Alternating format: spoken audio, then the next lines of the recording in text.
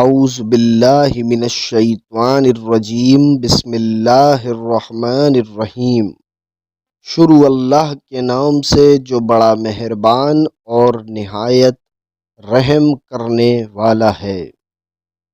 رسول اللہ صلی اللہ علیہ وآلہ وسلم خیبر سے مدینہ واپس آتے ہوئے سیدہ صفیہ رضی اللہ عنہا کے ساتھ اونٹ پر سوار تھے۔